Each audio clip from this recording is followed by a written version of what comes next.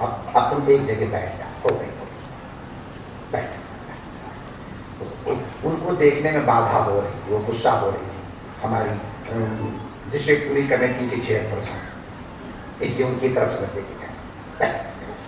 कथा में किसी भी प्रकार का विक्षेप करना पाप होता है। आपको नहीं मालूम था इसलिए दोष नहीं, अब मालूम हो गया ना, तो आप बीच में आए ना। कल हमने कहा था ना, श्रोता और वक्ता के मध्य में आना प्रत्यवाय होता है,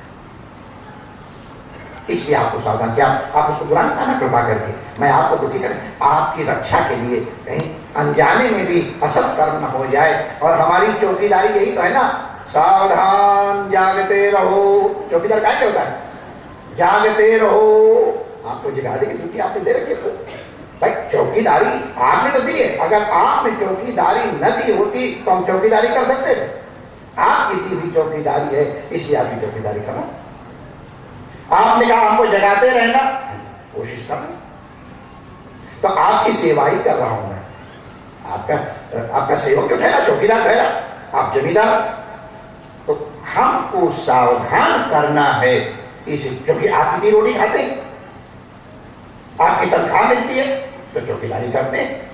आप तनख्वाह दे रहे हो, हम ईमानदारी पूर्वक चौकीदारी करते हैं। तो सावधान करते हैं कि कहीं कोई चोरी न कर ले जाए आपके पुण्यों को, आपके सत्कर्मों कोई चोरी न कर ले जाए, कोई सेंध न लगा दे। ये हमारी चौकीदारी, इसलिए आप अन्यथा न समझें। तो हम चर्चा कर रहे थे, हम तो भूल गए भाई क्या चर्चा कर रहे थे। तापत्रय विनाशाय। ये ताप कैसे हमारे जीवन में आते हैं? देखो, एक चीज आप लोग और ध्यान कर लो आज से।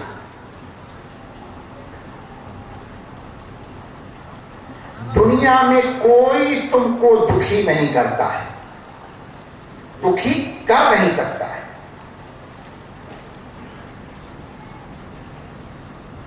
तुम्हारे पाप ही तुम्हारे सामने आते हैं जो तुम्हें दुखी करते हैं। अगर हमारे पहले के किए हुए पाप न हो तो हमारे जीवन में ताप आ ही नहीं सकता है। ताप पाप का फल है, और पाप हमारे अनियंत्रित कर्मों का परिणाम है। हमने एक्सेलरेटर का, हमने ब्रेक का, हमने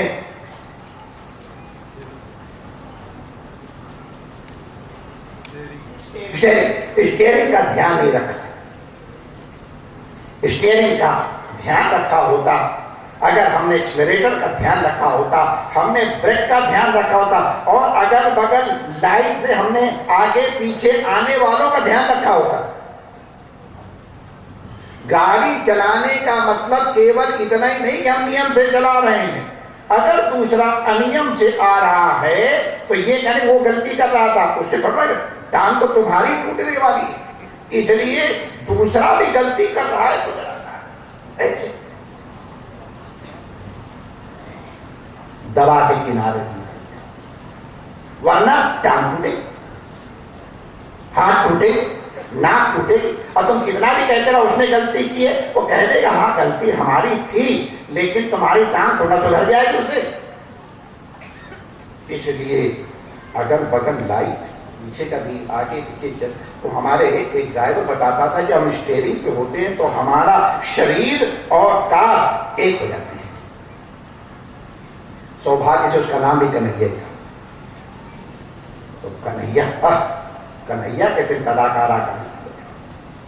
तो ताप जो है ये पाप का फल है।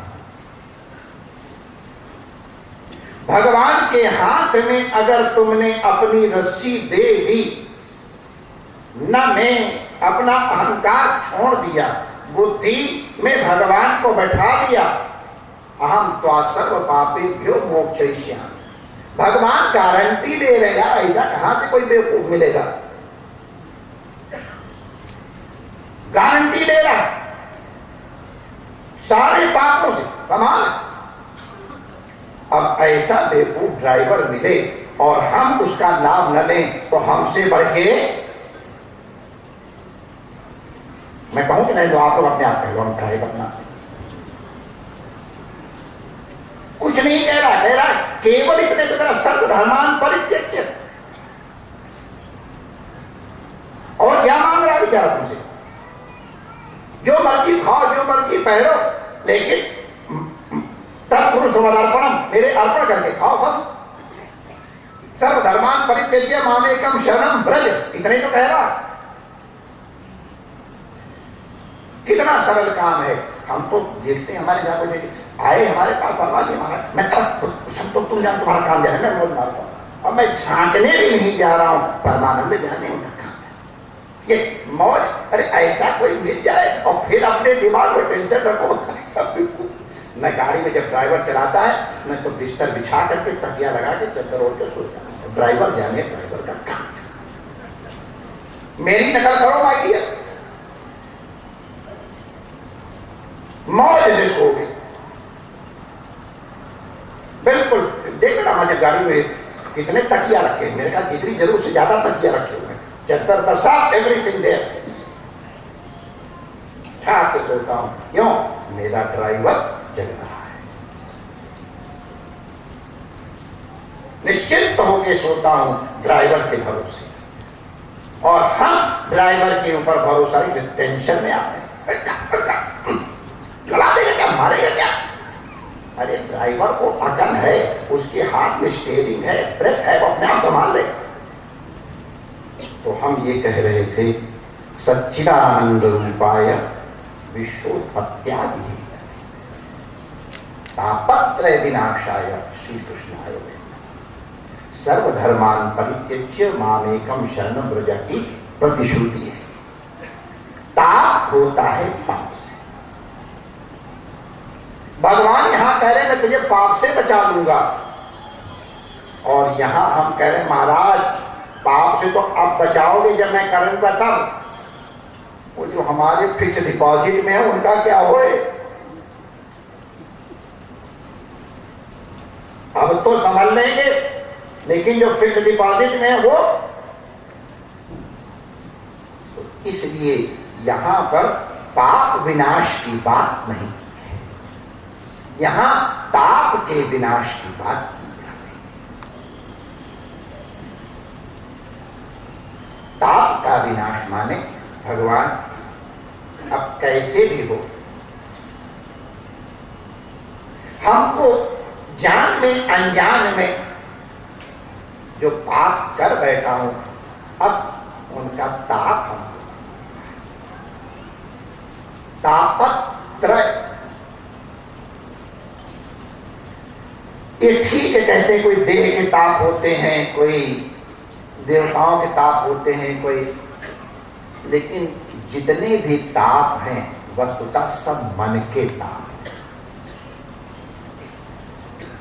जिसको मन विपरीत मान ले वो ताप।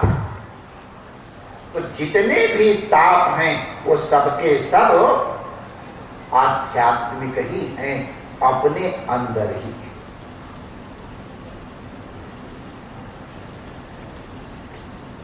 बाहर ताप है ही नहीं। आप लोगों को मालूम है कई लोग अपने ऊपर पिस्टल चला लेते हैं, अपने को घाव कर लेते हैं, पेन होता है लेकिन दुखी नहीं होते। क्यों? दूसरे को फंसाना है। उसने सुना, आप लोगों ने नहीं सुना? हमारे महात्मा लोग एक कथा सुनाते हैं। एक बार एक साधक ने और किसी देवता की तपस्या की। तपस्या की देवता प्रसन्न हो गए। सकाम उपासनाओं का भी विधान वेद में है। अरे दवाई की दुकान में सब कुछ है, बाजार में सब कुछ मिलता है, तुमको जो चाहिए वो ले। उसने सकाम उपासना की और देवता प्रसन्न हो गए। देवता प्रसन्न होकर कहते हैं वरम कोई वर्मा। उन्होंने कहा महाराज वर तो मैं क्या बताऊं, मेरे में बहुत इच्छाएं होती हैं, जब मैं जो मांगू उसको आप मुझे दे दो। देवता कहता बड़ा अच्छे बोले, तो तुम्हारी क्या क्या इच्छा कोई ठिकाना है? बड़ा मुश्किल काम है।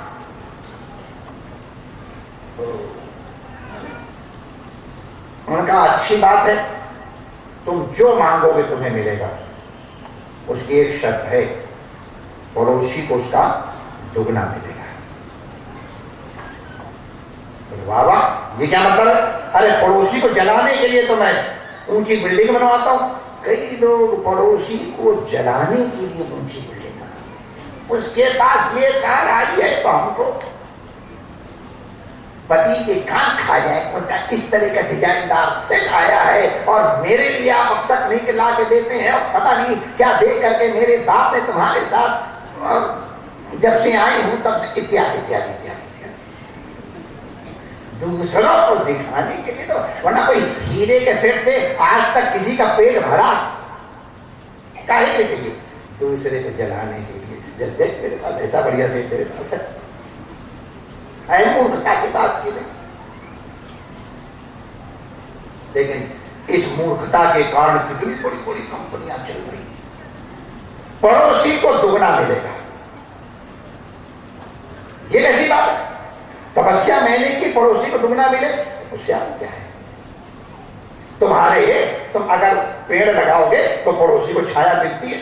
हमारे जरेब क्या नारियल का पेड़ लगा है और थोड़ा टेढ़ा हो गया है, पेड़ उड़ गया, लगा फल उड़ गया, गिरते जाके पड़ोसी का फायदा नहीं माना। ठीक, तब उसके 3 लड़के थे और अपना तो देखा ठीक है, मेरे 3 लड़कों के लिए 1 bedroom toilet bathroom attached, lobby drawing room etcetera अलग, कार पार्क अलग, 3 बच्चों के लिए 1 मेरे लिए। बड़ी शानदार कोठी, 4 एकड़ के अंदर एक कोठी, फर्स्ट क्लास लॉन सजी सजाई। बड़ा प्रसन्न होगा, अब तो सब बच्चे मेरे मौज मारेंगे। प्रसन्नता हो गई, वाह इतने बड़े बड़े घर तो मैंने कभी सोचे भी नहीं थे।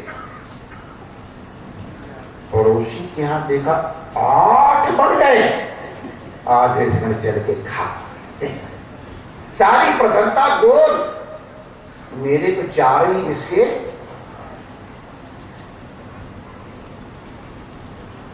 मेरे बच्चों के लिए, एक हस्बैंड के लिए, एक वाइफ के लिए 2-2 गाड़ियां एक घर में, एक गेस्ट के लिए 3 और 4 12 गाड़ियां का इंतजाम हो जाए। एक वाइफ ले जाए, एक हस्बैंड ले जाए, कोई गेस्ट आ जाए बच्चों का, तो 3 गाड़ी चाहिए कम से कम, इससे कम में गुजारा कहाँ होगा? 4 घरों के लिए 12 गाड़ियां, 24 गाड़ी चल के खा। उन्हें सोचा अच्छा बच्चों मेरी एक टांग टूट जाए,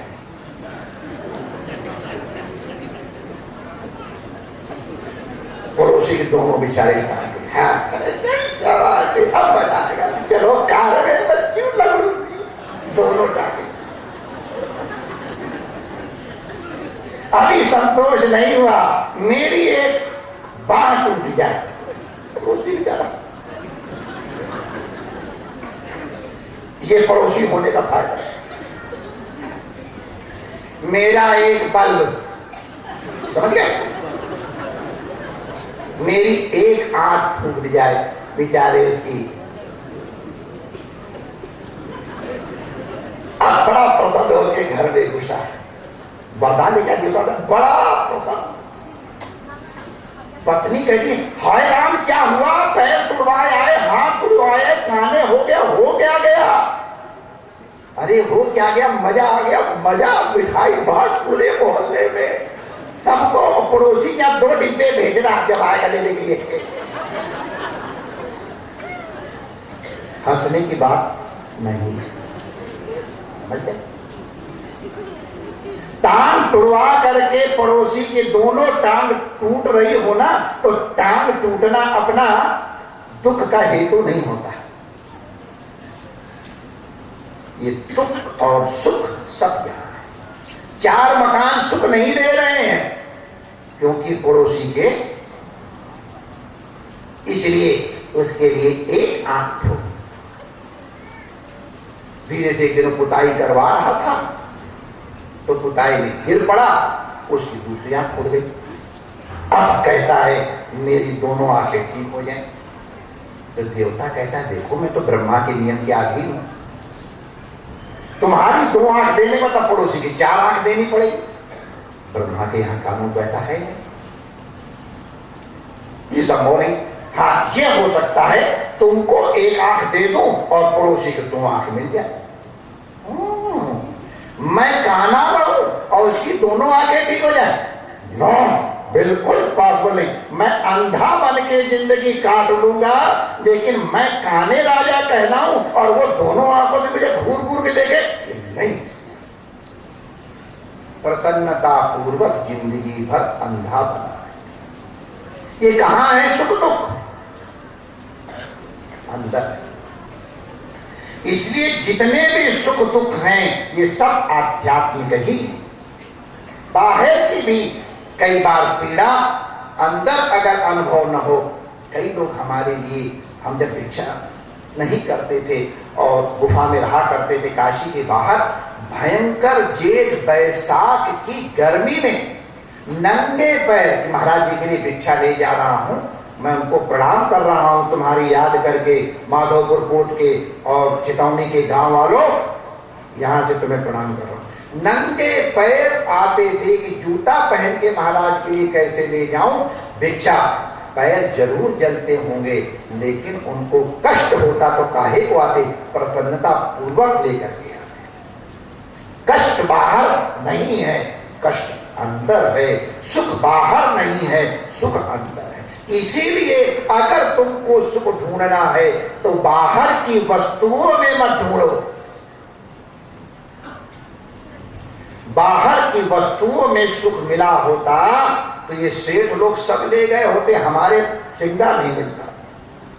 सिंगा माने ये पैसे से नहीं मिलता, इसलिए तो हमारे पास आके सब बोझ मार रहे। इनमें कईयों के पास पैसा है ही नहीं, छूटे नहीं है, मिले तो भी, लेकिन क्या मस्ती से रहते हैं। वाह, कभी तो ओढ़े साल गुजारा और कभी गुदड़ी लीला दी, हमारे मौज। इसलिए मौज है क्योंकि इनको मालूम सुख बाहर नहीं है, इनके अंदर अंदर बरसे लोग आध्यात्मिक। इसीलिए श्रीमद् भागवत को आध्यात्म दीप कहा गया है। श्री कृष्ण आध्यात्म दीप है और इसके प्रवक्ता सुखदेव जी भी आध्यात्म प्रदीप। अंदर के अंधकार को दूर करने के लिए श्री कृष्ण हैं, अंदर के ही अंधकार को दूर करने के लिए श्री सुखदेव जी हैं, और अंदर का अंधकार दूर करने के लिए ही ये साक्षात वाग्मय मूर्ति श्री कृष्ण श्रीमद् भागवत। अंदर का तापत्रय विनाशाय,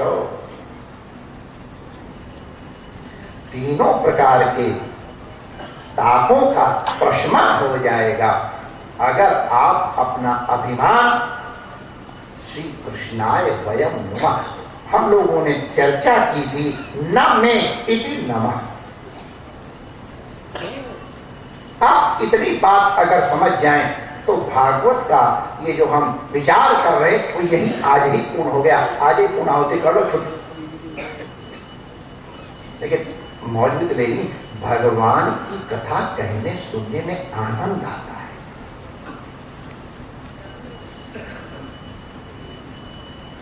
ये व्यसन है।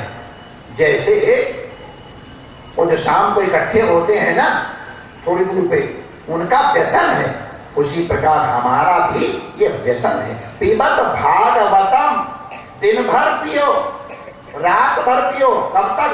आलयम, जब तक बेहोश होकर गिर न जाओ।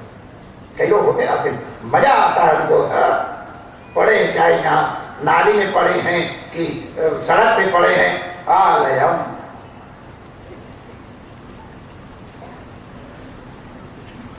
कृष्ण को नमस्कार करना है। कौन है कृष्ण? जो कर सकी थी, जो सबको हम अपनी ओर खींच रहे हैं। श्री कृष्णाय वयम नमः। कस्मात् किमर्थम? तापत्र विनाश, तीनों प्रकार के तापों के नाश के लिए। कैसे हैं कृष्ण? उनका परिचय क्या है? तो सच्चिदानंद रूपाय, भगवान सच्चित आनंद रूप।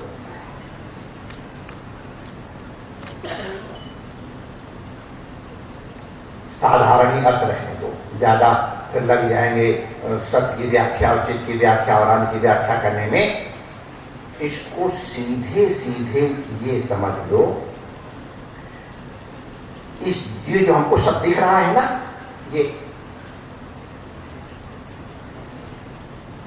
ये सबका सब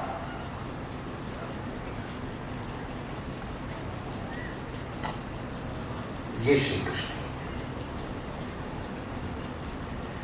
सच्चिदानंद रूपाय विश्वोत्पत्त्यादि हे। और श्रीमद् भागवत का प्रथम स्कंध के पहले अध्याय का पहला श्लोक जो मंगलाचरण का है, एक ही अर्थ है। दोनों को इकट्ठे ही समझ लो। चलो नवना थोड़े से इशारा ऐसे ऐसे हुए हैं कि छिची छिची होने जा रहे हैं, समझ रहे हैं, इसलिए थोड़ा अलग।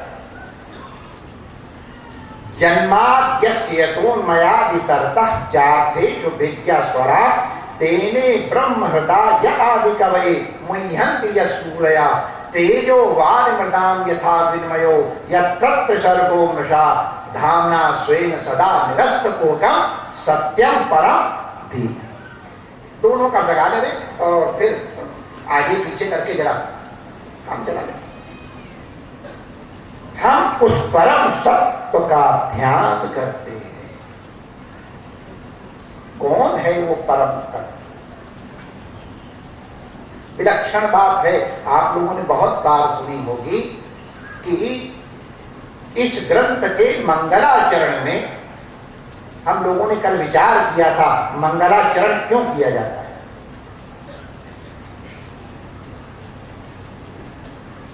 मंगलाचरण इसलिए किया जाता है कि हमारे सत्कार्य में जो विघ्न आए उनका उपशमन हो, हमारी सत्कार्यों की तरफ प्रेरणा बढ़ जाए, एक्सेलरेट हो जाए। मीन गतौ भी है और सब गत्य अर्थक धात्वी ज्ञान अर्थक होती हैं, ये हम लोगों ने कल स्मरण किया था। इसलिए मंगलाचरण का मतलब हमारे जीवन में इनकलाब आए, क्रांति आए, उत्क्रमण हो, हम आगे बढ़े, अंदर बढ़ो। ध्यान आ गया ना, अंदर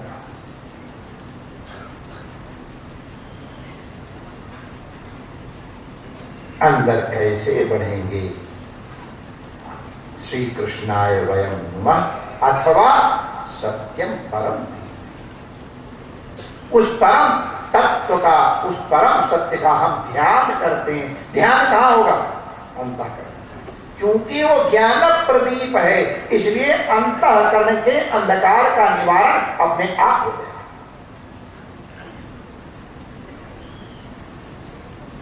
प्रदीप केवल प्रकाशित होता है, वो अंधकार का निवारण करता ही नहीं।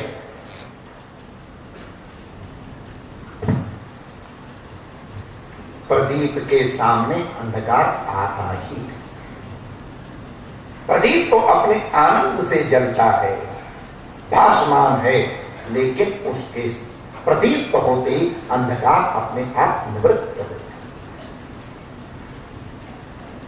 जहां काम तहां राम नहीं, लेकिन जहां राम तहां कामादि दोष रहितम पूर्वमानसं च आदिपदेन अन्य सर्वे दोषा समागच्छन्ति, और सब दोष आ जाते हैं।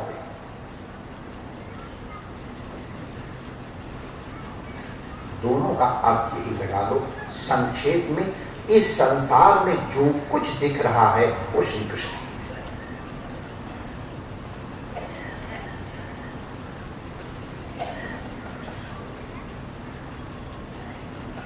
हमारे नैयायिक लोग ईश्वर की सिद्धि करते हैं।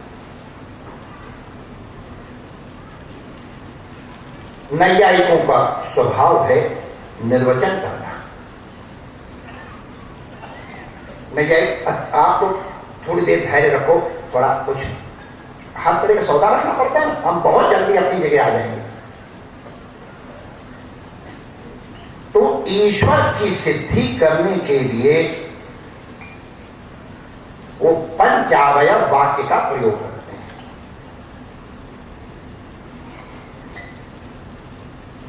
जैसे जो चीज सामने नहीं दिखाई पड़ती है उसका अनुमान करते हैं। चक्की में पानी बहुत बह रहा है, यहां तो वर्षा हुई नहीं, लेकिन बिना वर्षा के पानी इतना आएगा नहीं, और यहां वर्षा हुई नहीं, तो अनुमान करते हैं नदी के दोनों छोरों को आपूरित करते हुए बुदबुदे वाला पानी लेके, मटमैला पानी लेकर के ये चक्की नदी प्रवाहित हो रही है, इसका मतलब अनुमान होता है यहां वर्षा नहीं हुई तो ऊपर वर्षा हुई। ये अनुमान लगाते हैं। अनुमान के कारण तो दुनिया भर का बिजनेस हो रहा है। कौन टीम जीतेगी उसके ऊपर तो अरबों रुपए के अनुमान लगते हैं। आप लोग देखो सब अनुमान के।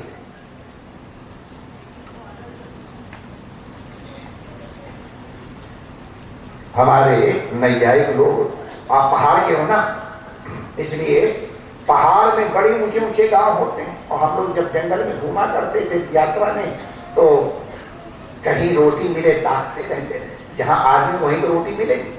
तो कहाँ गांव है ये पहाड़ों में दिखाई नहीं पड़ता है। अब तो सड़कें बन गई, पहले कैसे कैसे ऊपर चढ़ना नीचे उतरना पड़ता था। तो जहां धुआं दिखाई पड़े दूर से, तो हमारे पास वहां गांव है, क्योंकि जहां धुआं है वहां अग्नि है, और जहां अग्नि है वहां चूल्हा है, जहां चूल्हा है वहां रोटी, और रोटी बनाने वाले दोनों की उम्र निकली तो रोटी मिल जाएगी। तो हम लोग धुआं देख करके और अग्नि है ऐसा समझ जाते। ये कैसा समझे? तो हमने कई बार देखा कि हवन हो रहा था और वहां धुआं था तो नीचे अग्नि थी। हमने देखा एक जने हाथ सेकने के लिए कुछ कर रहे थे, धुआं था, वहां भी अग्नि थी। रसोई में भी हमने देखा कि जहां धुआं है तो वहां अग्नि अवश्य है। तो हमको ये नियम मालूम हो गया, जहां जहां धुआं होएगा वहां अग्नि अवश्य होगी। बिना अग्नि के धुआं हो ही नहीं सकता। अग्नि बिना धुआं के हो सकती है, लेकिन धुआं बिना अग्नि के नहीं हो सकता। ये हमने अनुमान बना लिया।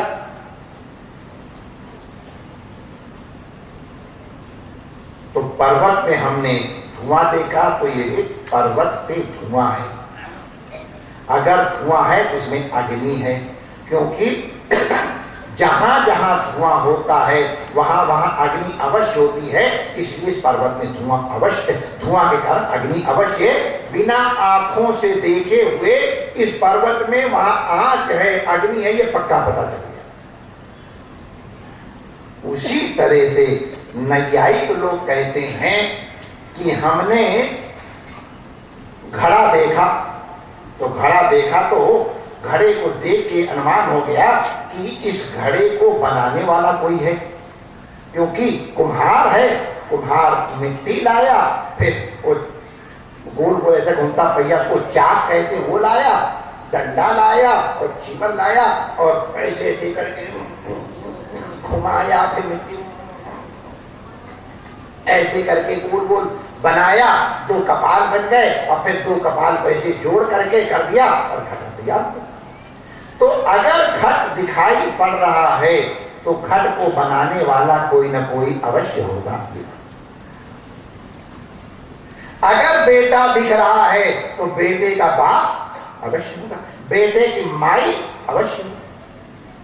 तो रिजल्ट से, कार्य से हम कारण का अनुमान लगाते हैं। बच्चा दिखाई पड़ा तो माँ बाप अवश्य होंगे, मालूम हो गया। दादा दादी अवश्य होंगे, मालूम हो गया। घड़ा है तो कुम्हार बनाने वाला जरूर होगा, मिट्टी भी जरूर होगी, वरना घड़ा बनता कैसे? तो इसको अनुमान प्रमाण कहेंगे। हमारे उसका तो ग्रंथ का मंगलाचरण, नूतन जलधर रुचये गोप बधूटी दुकूल चौराय कृष्णाय तस्मै नमः संसार महीरुहस्य लीजाय। ये संसार रूपी जो वृक्ष है ना, निगम कल्प तरोर गलितम फलम, चलो सब कुछ समेटते चले इसीलिए, निगम कल्प तरोर गलितम फलम शुक मुखाद अमृतद्रव संयुतम पिबत भागवतम रसमालयम मुहुरहो रसिका भूभा। ये कल्प वृक्ष है, इसका कोई न कोई बीज जरूर होगा, कोई न कोई कारण अवश्य होगा। तो संसार भी एक कार्य है। इस संसार रूपी कार्य अगर दिखाई पड़ रहा है तो इस संसार के इस कार्य का कर्ता भी, बनाने वाला भी कोई न कोई अवश्य होगा।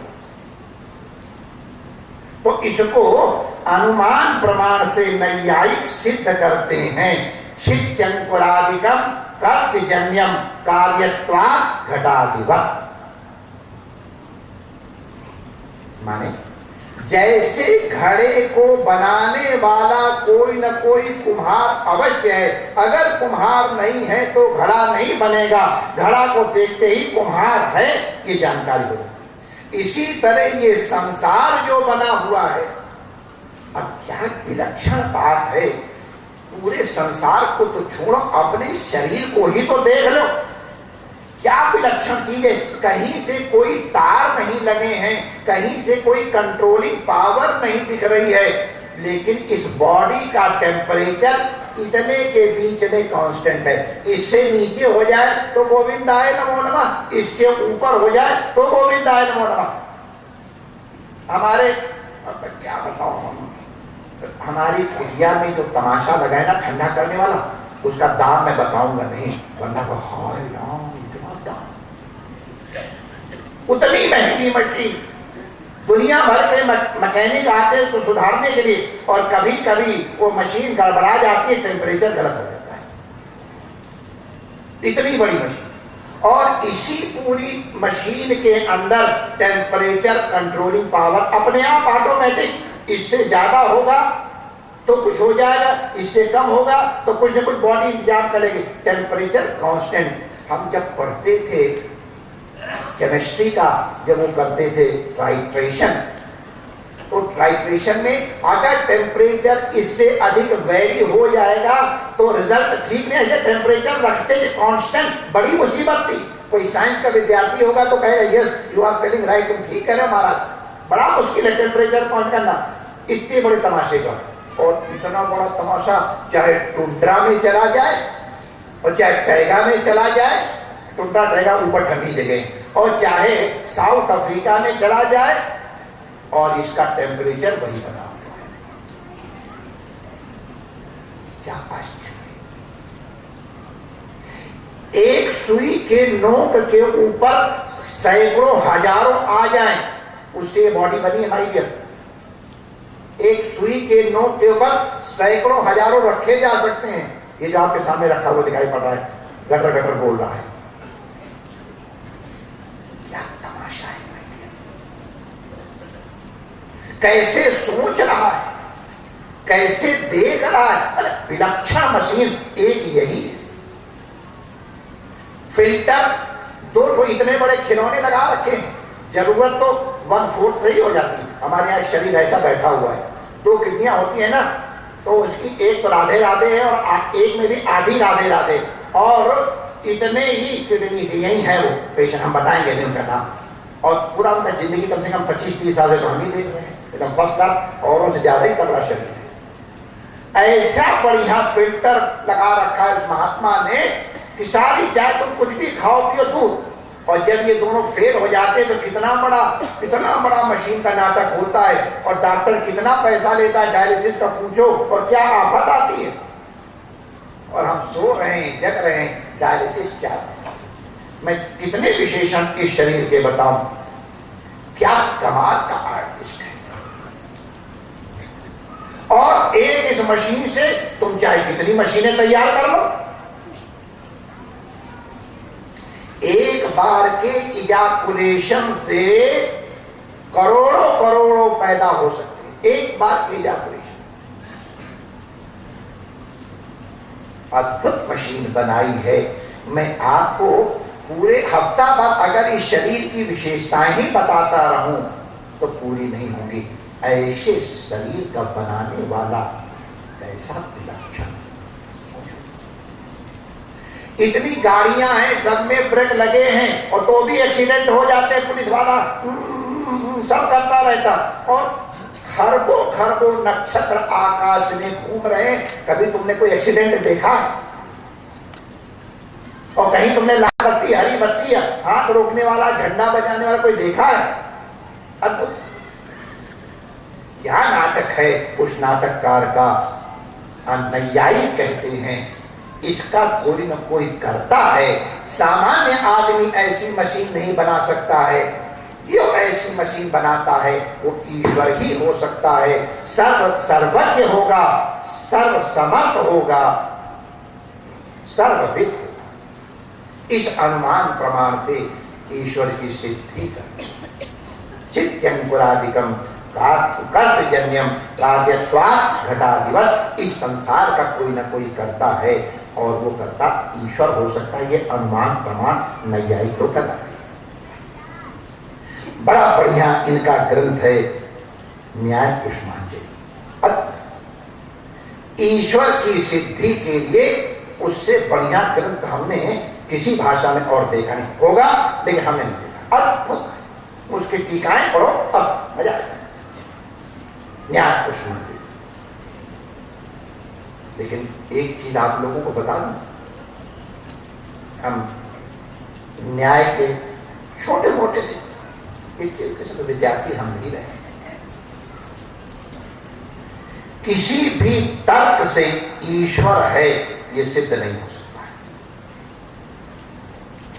ये आप नोट, जिस तर्क से ईश्वर है ये सिद्ध किया जाएगा, उसी तर्क से असिद्ध भी किया जा सकता है, ईश्वर नहीं। लेकिन ये भी एक बात है, कोई नास्तिक आके अगर कहे ईश्वर नहीं है, जो वो तर्क लगाएगा उसके उन्हीं तर्कों से हम सिद्ध कर देंगे, उसी के तर्कों से ईश्वर है, खंडन नहीं। नैषा तर्केण मतिरापनीया, ये महापुरुष लोग कहते हैं। तर्क के द्वारा इसकी सिद्धि नहीं हो सकती। तर्क से तो कुछ भी सिद्ध नहीं होता है। एक बहुत बड़े फिलासफर हुए हैं पश्चिम में, बड़ा नाम है उनका, बड़े अच्छे थिंकर, बड़ा नाम है। उनसे एक लड़की ने, वैसे हरदम लड़की यही चाहती है कि लड़का मुझसे प्रस्ताव करे, क्या तुम मुझसे पानी ग्रहण करो। हरदम अपेक्षा करती है, पुरुष अपेक्षा करे। और ये उचित भी है, व्यवहारिक इस तरह के सिस्टम बने हुए हैं। तो इन्होंने कहा नहीं, वो लड़की रोज ताकती थी, उनको देख करके वो अब क्या कहा जाए, लग गया तो लग गया। तो बड़ी हिम्मत करके, अब कैसे हिम्मत की होगी ये तो कोई लड़की ही बता सकती है हमको, तो बड़ा कठिन काम है। लेकिन जा करके उसने कहा कि क्या तुम मुझसे ब्याह करोगे? सुंदर ने सोचा जरूर यस कहेगा, लेकिन वो तो तार्किक था। उनका जरा मुझे सोचने में तो निर्णय करो फिर बताऊंगा। अब क्या बीती हुई होगी इस लड़की के ऊपर। गई अपेक्षा पूर्वक मुझे स्वीकार करो, वो कहता है let me think over it. जब कई बार लड़की को मना करना होता तो लड़के वाले ये कहते हैं मुझे जरा विचार कर लें, तो लड़के वाले समझ जाते हैं कि विचार करने का मतलब ठीक ही है, उन्होंने इज्जत रखी है हमारी, तो मना नहीं कर दिया है। तो लड़की चुपचाप चलेगी। फिर भी उम्मीद की शायद कल आएगा, परसों आएगा। और यहां उस थिंकर ने एक लिस्ट बनाई। मैं यही था ना, तार्किक, शादी करने के फायदे और शादी करने के नुकसान। फायदा, शादी करने का फायदा, घर में पकी पकाई गर्मा गर्म रोटी मिलेगी जाती है। नुकसान घर में घुसते ही पूछा जाएगा इतनी देर तक आप कहां थे, इतनी देर कैसे लगी, नेगेटिव। घर में दूसरा, हमारे अगर सिर में दर्द होगा तो दर्द की दवाई, लेकिन जब हमारा सिर के दर्द हट जाएगा तो उसका सिर दर्द लगातार बना रहेगा, नेगेटिव। तो उसने बहुत विचार किए, 360 उसने, हमारे दार्शनिक उसको कोटि कहते हैं, तो 360 पक्ष और प्रतिपक्ष में आए, जितने फायदे और उतने नुकसान, जितने नुकसान उतने फायदे। तो अंत में उसने सोचा कि निर्णय तो मुझे ही करना पड़ेगा लगता है, तो चलो शादी करके देख लेते हैं। तो वो गया उस लड़की के यहाँ, ठक ठक ठक किया, कैसे आए, आपने मुझसे पूछा था ना मुझसे शादी करोगे, अब मैं तुमसे शादी करने को तैयार हूं। माय डियर, अब मैं ग्रैंड मदर हो गई हूं। It is 30 years now since I asked you. 30 साल पहले मैंने आपसे पूछा था, मैं निर्णय कर रहा था शादी करूं कि नहीं करूं, इसमें टाइम लग गया, 30 साल लगा दिए, अब तो मैं दादी बन गई हूं, अब मैं तुमसे क्या शादी करूं। समझ? तर्क करने में सारा समय न गंवा देना, कहीं ऐसा ना हो जाए कि जब तुम निर्णय करो तो जिससे शादी करना है वो दादी बन जाए। नैषा तर्केण मतिरापनेय, तर्क से कुछ सिद्ध नहीं होता। ये बात हम क्यों कह रहे हैं, ये जो धुंधली की कथा भी आने जा रही है ना, वो यही है, कुतर्क करने वाली बुद्धि का नाम धुंधली है। ये जो बुद्धि इधर की उधर, उधर की इधर करती है, इसी का नाम तो धुंधली है। शादी करूं कि ना करूं, उसका फायदा क्या है, भगवान की माला फेरूं क्या फायदा, माला फेरत जग फेरत, माला फेरत जो गया और कर का मन का डाल दे, मन का फेर। और कोई कहते नहीं, भाव को भाव अलग आलसू, नाम जपत मंगल तीस दसऊ, कौन सी बात माने। तो नैषा तर्केण मतिरापनेय, तर्क से कुछ श्रद्धा विश्वास रूपिण, श्रद्धा और विश्वास। अभी हम लोग ज्ञान और वैराग्य की कथा भक्ति के पुत्रों के रूप में सुनेंगे।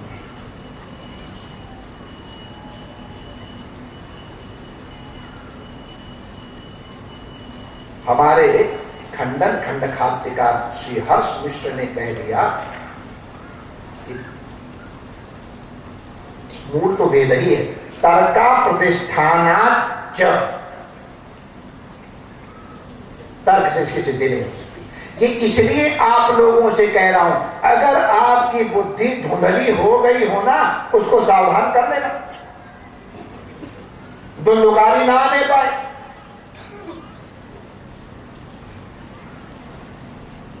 कुतर्क करने वाली बुद्धि, तर्क करके अपने मन को सिद्ध करना चाहो, ईश्वर है ये मान लो, और फिर तर्क करके उसको पक्का कर लो, ये तो तर्क का उपयोग। और ईश्वर नहीं है इसके लिए अगर तुम प्रयोग करते हो तो ये कुतर्क। सच्चिदानंद रूपाय विश्वोत्पत्त्यादि, इस जगत का कारण जन्माद्यतोन्मयादितर्ताचार्थेषु विद्यास्वराट् तेने ब्रह्म हृदा आदि कवये मुह्यन्ति सूर्या तेजो वारिमृदां यथा विन्मयो यत्र सर्गो मृषा धाम्ना स्वेन सदा निरस्तकुहकं सत्यं परं धीमहि। श्री कृष्णाय वयं नमः। दोनों थोड़ा हम 2 मिनट कीर्तन कर लेते हैं, आप लोग थोड़ा आगे आ जाओ। देखो तुम्हारे पीछे भाई बहन धूप में बैठे हैं, और थोड़ा दिल के उदार बनो। जय राधे जय रमण बिहारी, जय नंदनंदन जय ललधारी जय राधे जय। थोड़ी मर्यादा बना रखे हो, जो मर्यादा बने उसका पालन करो, ऐसा न करो उधर आके बैठ जाओ, जहाँ पर बना है वहाँ पर बैठो। जय राधे जय रमण बिहारी जय नंदनंदन जय ललधारी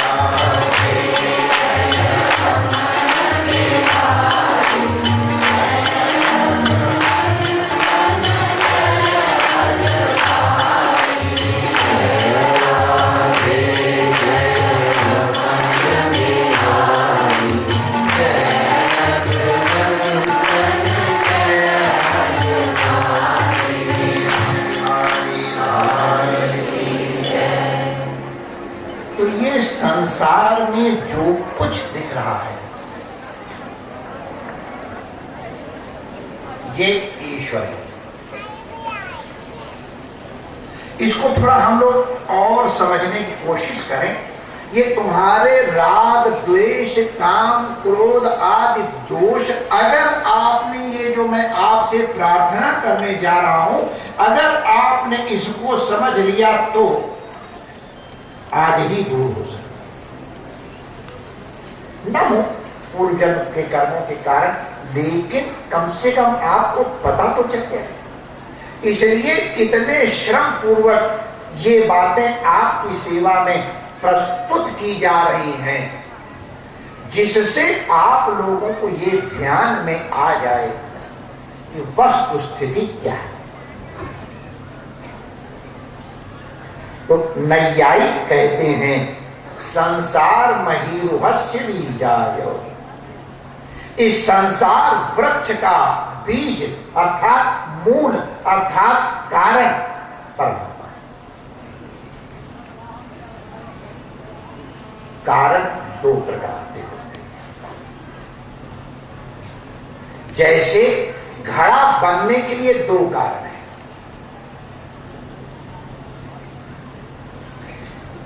आप याद कर लो, याद रहे तो रहे, न रहे तो केवल मतलब याद रखना, शब्द न याद रहे तो उसकी चिंता नहीं करना।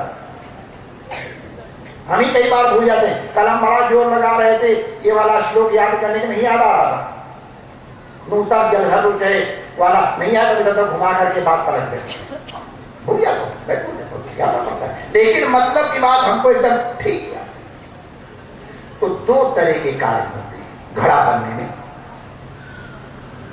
एक घड़े का कारण है मिट्टी और एक कारण है कुम्हार। ये तैयारी करोगे ना तो आगे की कथा समझने में आपको सुविधा हो जाएगी और हमको आपकी सेवा में निवेदन करने में सुविधा हो जाएगी। जो भी चर्चा चले आप इस चश्मे से देखना, जो मैं अभी आपको चश्मा प्रिस्क्राइब करने जा रहा हूं, देने जा रहा हूं। संसार, एक चीज सुनो, संसार बाधक भी है और संसार साधक भी। पानी साधक भी है नाव के लिए, पानी बाधक भी है नाव के लिए।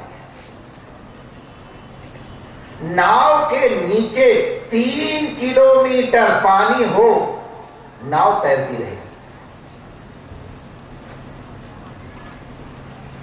और नाव के ऊपर अगर 3 किलोमीटर क्या 1 मीटर पानी हो जाए तो नाव डूब जाए। संसार के बिना तो माय डियर गुजारा ही नहीं। मैं सब नाटक करके देख लिया। हिमालय की ऊंची से ऊंची, एवरेस्ट में तो नहीं गया हूं, लेकिन फिर भी बहुत ऊंची चढ़ाई चढ़ी है। वहां तक जा करके गंगा के किनारे, नर्मदा तट पे, दक्षिण में रामेश्वर, हर जगह नाटक कर आया हूं। वहां कहा मैं अनुभव अपना।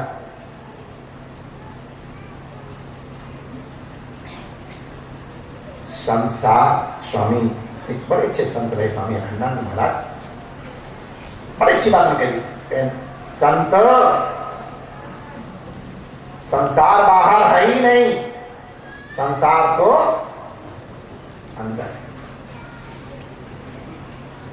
बाहर है ही नहीं।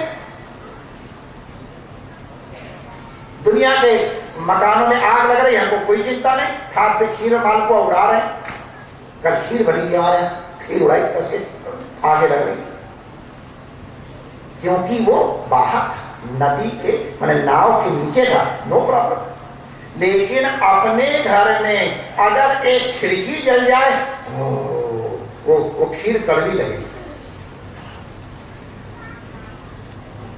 क्योंकि वो संसार अंदर।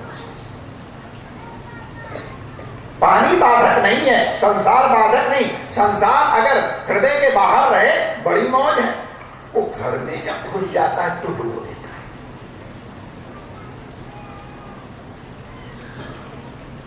माय डियर, घड़े के 2 कारण हैं, मिट्टी और कुम्हार। मिट्टी घड़ा बनती है, कुम्हार बनाता है।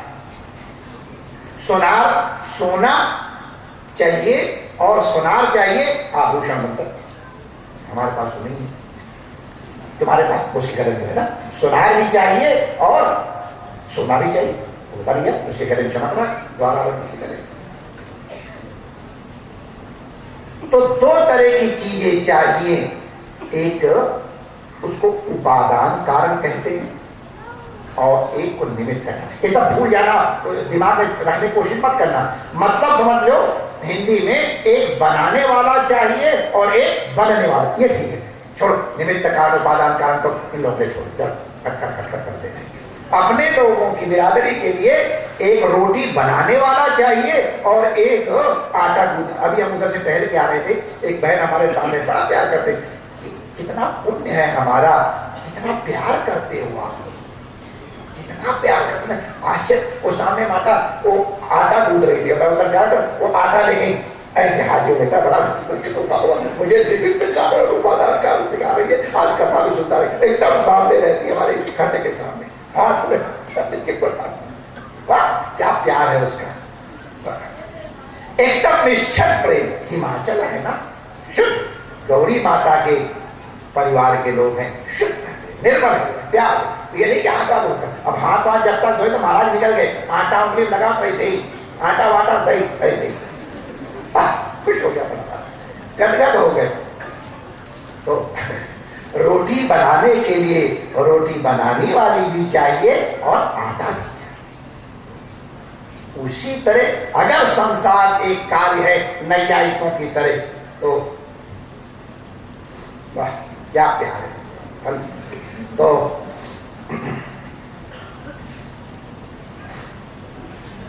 ये भगवान का प्रसाद है, बहुत है। तो धरती जो है, ये संसार जो है, ये क्या, इसका एक बनाने वाला भी चाहिए और एक बनने वाला भी चाहिए। एक बनाने वाला कारण, एक बनने वाला कारण। तो अब ये जो संसार बना है, ये ईश्वर ने बनाया, ये हमने मान लिया।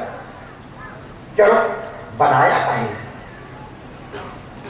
उसके पास मिट्टी, उसके पास चाक, उसके पास दंड, इसके पास चीवट, ये सब कहां से आया?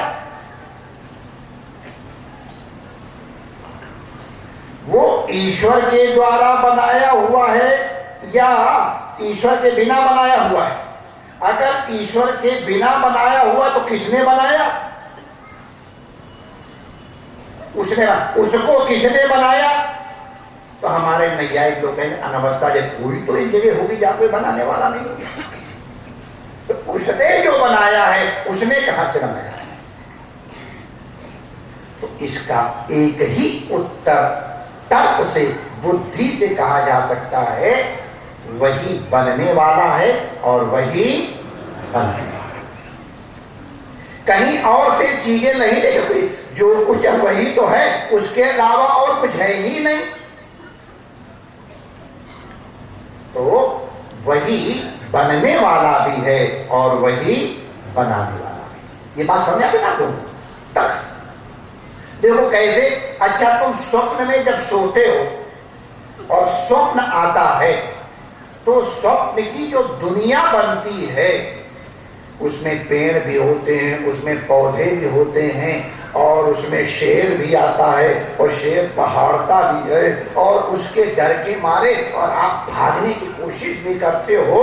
अब ये बताओ, ये जो शेर है, ये जो जंगल है, ये शेर की दहाड़ है, शेर की दाढ़ है, दाढ़ माने दांत, और उसको देखने वाला और उसको देख के भागने वाला कौन है? ये सारी सृष्टि किसने बनाई? कहीं बाहर से आई? ये आपने ही बनाई। आप ही बन गए हैं। आप ही शेर बने, आप ही जंगल बने, आप ही शेर की दाढ़ बने और आप ही उस शेर की दहाड़ बने और उस दहाड़ से भागना वाला और भागना, ये सब का सब आप ही बने।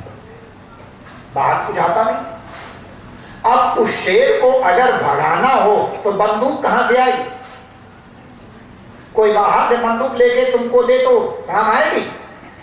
उसको भगाने के लिए जो बंदूक चाहिए वो भी आपको ही बनना पड़ता है, बाहर से नहीं।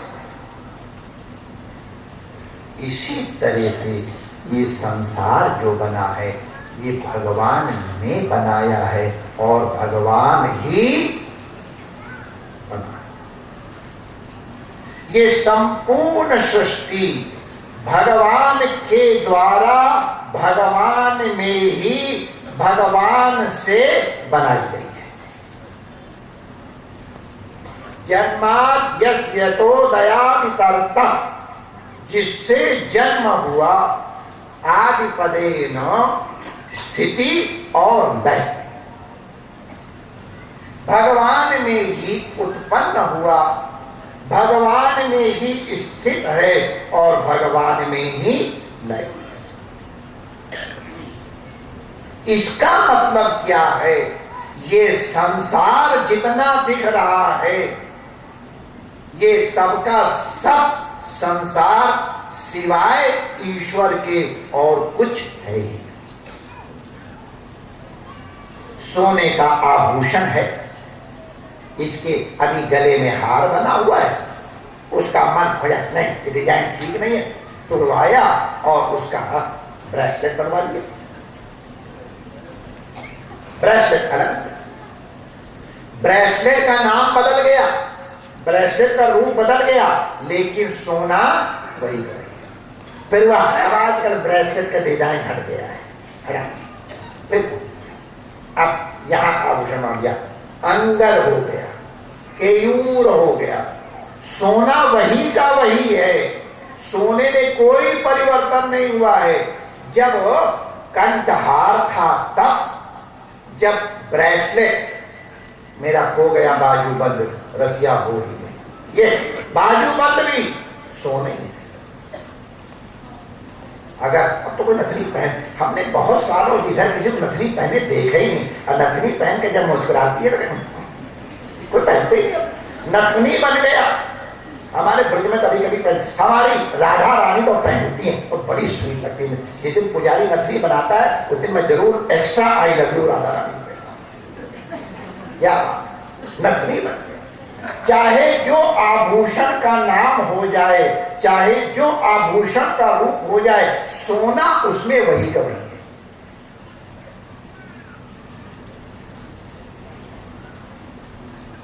नाम और रूप बदलते जाते हैं, सोना वही का वही है।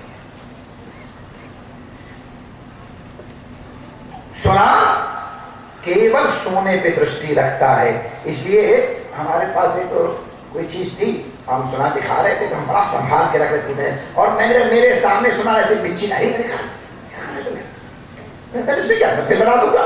मेरे सामने मैं बड़ा संभाल के कागज में लपेट के ले गया था। एक भागवत की ढेर बनाई हुई थी, मैंने कहा चलो ठाकुर जी की सेवा में, बड़ा संभाल के उन्हें ऐसे कर दिए। उन्होंने कहा महाराज जी जितने टूटे फूटे रहे हैं, हमारे सोने का कुछ नहीं बिगड़ता है, ये तो नाम रूप है, कोई मतलब ही नहीं। एक बार एक आदमी के यहाँ गणेश जी सोने के थे, चूहे पे सवार, तो उसके घर में कुछ कठिन समय आया, तो उसको वो सोना का गणेश जी बेचना पड़ गया। तो एक सोना क्या गया, कई बैठे हैं हमारे, देख रहा हूँ, तुम्हारा ये गणेश जी ले लो। तो जरा भारी थे, तो उसने गणेश जी को अलग निकाला और चूहे को अलग निकाला। गणेश जी लुढ़के नहीं, इसलिए थोड़ा आधार भारी रखना पड़ता है, तो चूहे का वजन ज्यादा और गणेश जी का वजन थोड़ा कम रखना ही पड़ता है, वरना लुढ़क जाएंगे। बैलेंस के लिए वो सेंटर ऑफ ग्रेविटी डाउन रहे, इसके लिए आधार को भारी बनाना पड़ता है। फिजिक्स वाले विद्यार्थी जानते हैं। तो चूहे का वजन किया इतने ग्राम और गणेश जी का वजन किया इतने ग्राम। तो दाम कितना हुआ तुमने लिखा। अब आज का रेट नहीं, आज तो रेट बहुत महंगा हो गया है। हम पुराना रेट हमको याद, हम वही बता रहे हैं, आप लोग उसको मैच कर लेना। नहीं होती है बैठा हुआ ऐसे कर लेना, क्या करें।